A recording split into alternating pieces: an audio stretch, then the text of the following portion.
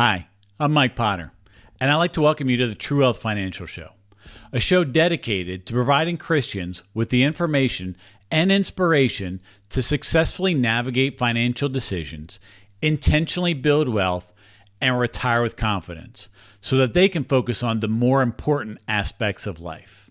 I appreciate you taking the time to tune in today. Please feel free to like, share, and subscribe so you don't miss any future episodes. Additionally, you can find more information on our website at www.truewealth.show. And now, let's get on to this week's episode. Hello, and welcome to another episode of the True Wealth Show. As always, thank you for taking the time to listen or watch this week's show. Great job on continuing to invest in your financial future. Proverbs 16:9 says, "A man's heart deviseth his way, but the Lord directeth his steps." Dwight Eisenhower said, "In preparing for battles, I've always found that plans are useless, but planning is indispensable." In the month of June, we talked about debt.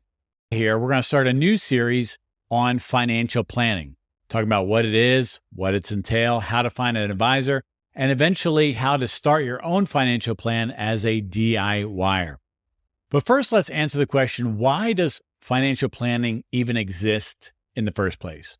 Well, my supposition is that most people desire freedoms. And there's really four freedoms in life. There's the freedom of purpose, essentially doing what you want.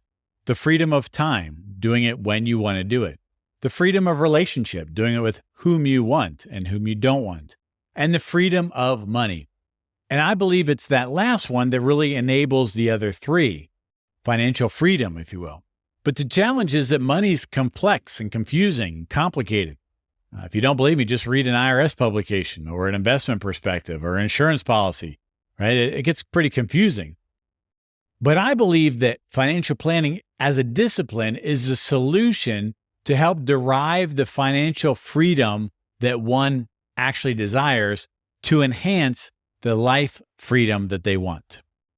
But most people don't know what financial planning is, let alone the value of it.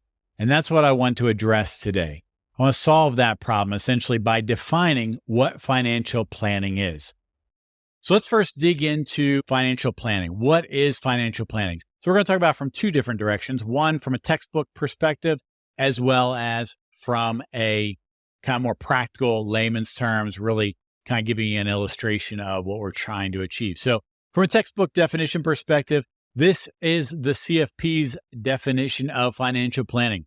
A collaborative process that helps maximize clients' potentials for meeting life goals through financial advice that integrates relevant elements of the client's personal and financial circumstances.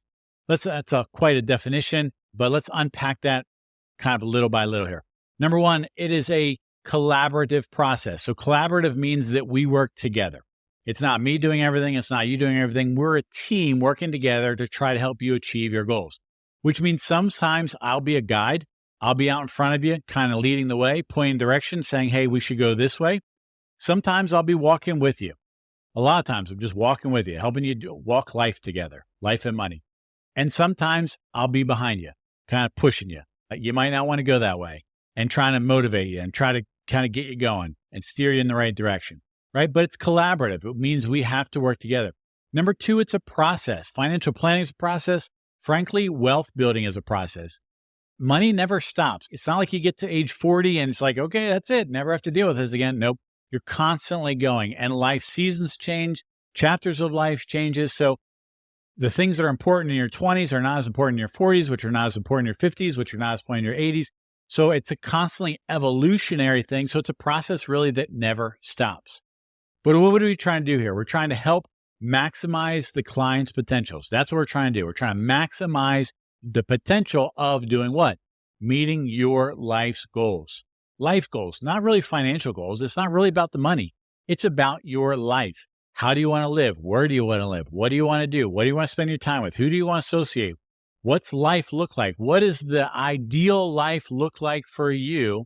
And what do we need to do to get you there? And how can we align capital and resources in a smart, efficient, effective way to help get you there? That's the idea. It says through financial advice. Financial advice essentially is recommendations. do this, get this insurance policy, make this change your investments, pay down this debt, increase your savings, allocate so much of your income for this goal, whatever it might be. That is the advice, the specific recommendations, things to do and things to not avoid. No, don't sell your investments. I know the market is down. We're just going to ride this roller coaster through. No, that's a junk insurance policy. You don't need that, right? Whatever it might be. So sometimes it's do this, sometimes it's don't do that.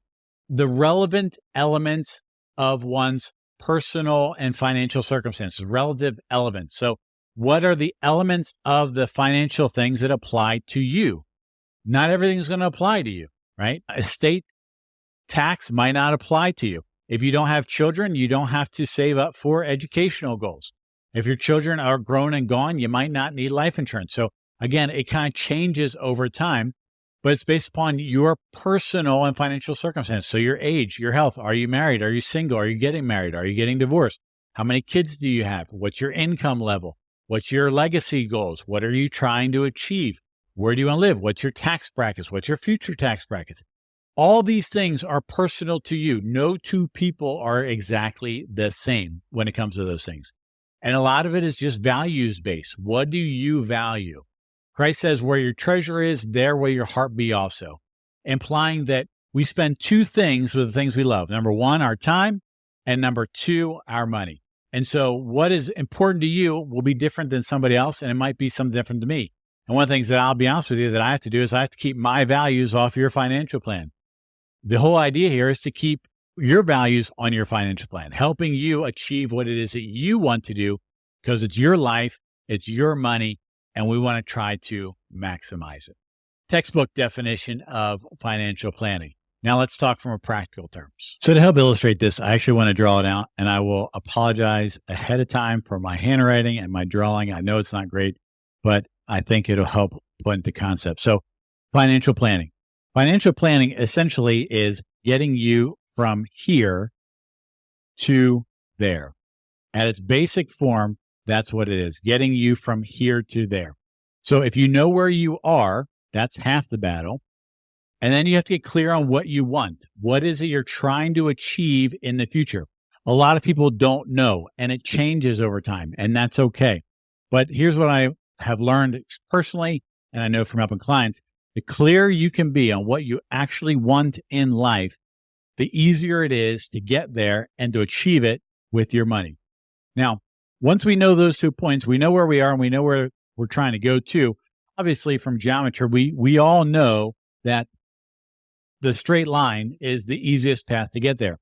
And that's what we're going to strive to do. It is the most effective and is most efficient. But we're dealing with money and we're dealing with people, and both are very emotional. Right. So this is the logic, the right brain, the structure, the A type, all I'm going to do is kind of go there, but it's not just about the destination. All right. The left brain people say it's about the journey. You have to enjoy it. So what ends up happening is, we kind of go like this over time. We take some forward steps, back steps, things happen, life events, things called COVID. Right. And eventually the idea is that we get there.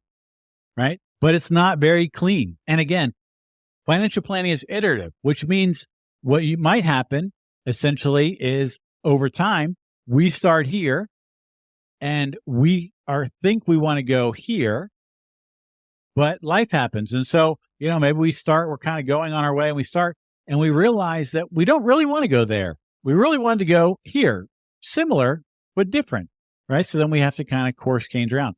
That's going to happen. You might say, I want to live in this type of house in this state and I have this type of job, but a decade later, it could change, probably will change. And so it's iterative, it's flexible, it's not static by any nature. Here's the other truth of financial planning is when we start here and we identify where we're trying to go to, and again, it's not going to be clean, the straighter the line, the better, but we get there. What happens when you're there? Money doesn't stop. There's a new there, right? Getting the kids out of the house, maybe off to college, house, goal, job, etc. But life doesn't stop when you're 45. There's another place to go to and another place to go to, and it keeps on going. It doesn't stop. And so we iterate. Now, here's the reality of how most people live.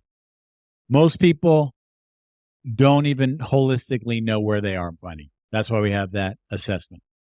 They don't really know. They don't know what they're doing. They don't know what they're trying to achieve. They don't know where that. They're just surviving. I heard a great study from Dr. Benjamin Hardy's organizational psychologist that said they took a whole bunch of people out into a desert and the various locations in the woods, things like that, and they told them their instructions were to walk straight. And again, if we are just trying to walk straight, that is the ideal thing. But you need a couple things. You need a fixed point to go on. Well, they didn't have a fixed point. What ended up people doing was they started walking, and then they ended up going around in circles. And the people in this study found out that they really never left more than a half a mile from where they were. And I think that's very symbolic of what people do with their money. They really don't know where they are. They don't really know where they're trying to achieve to, so they have no guiding point of where to go to. And they start doing something, and then life happens, and they get derailed. And they try to make some changes, and then it gets derailed. They quit. They stop.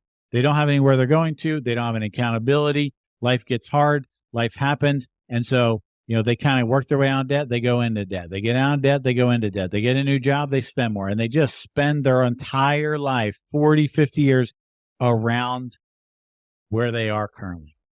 And they never achieve what it is in their life, let alone what they're trying to do.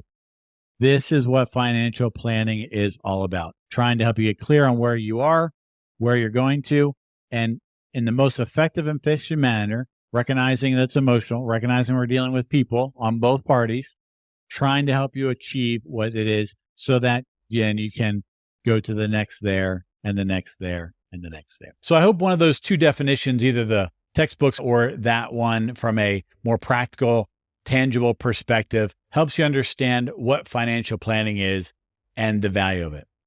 My experience is that without a plan, you're going to struggle. In your career, in life, in relationships, and certainly with money. Financial planning is the discipline to help solve a lot of that struggle. Imagine what it would be like to have complete control over your money, where you and your spouse are in agreement. You have complete clarity on where you're trying to go and confidence that you're on the right path. That is what financial planning provides. So your micro action for the week. Consider how you might benefit from having a financial plan.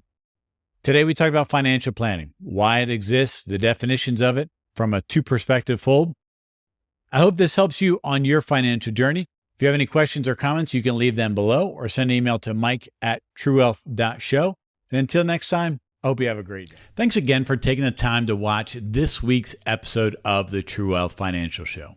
I encourage you to like, share, and subscribe so you don't miss any future episodes. Additionally, you can find more information on our website at www.truewealth.show. One final note, though, as we wrap up to today's show. While I hope the information was helpful, valuable, and insightful, it's really for information and educational purposes only.